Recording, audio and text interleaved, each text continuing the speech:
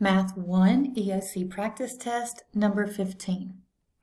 John has a goal to ride his bike 100 miles this summer. John has ridden 12 miles thus far.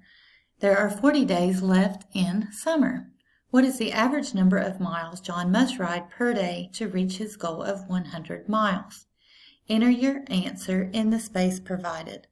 All right, so the first thing we need to do is set up an equation to see what we need to do. So it says his goal is 100 miles.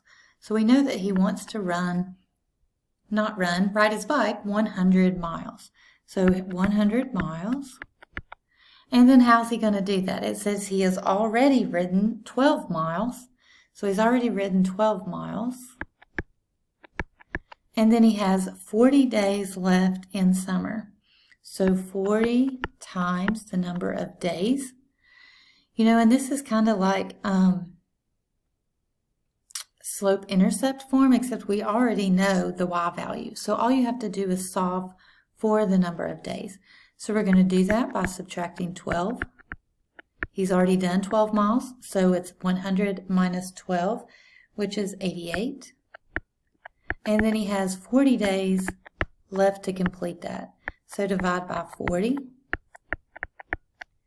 And D equals 2.2.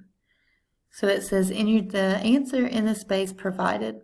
So what is the average number of miles? It's going to be 2.2.